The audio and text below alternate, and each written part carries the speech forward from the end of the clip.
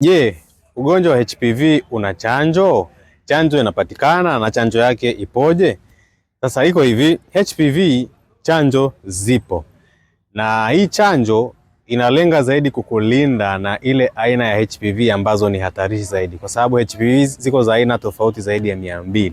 Sasa chanjo yake inalenga kukulinda na zile aina hatarishi ambazo zinahusishwa na saratani, lakini na changamoto zile kubwa.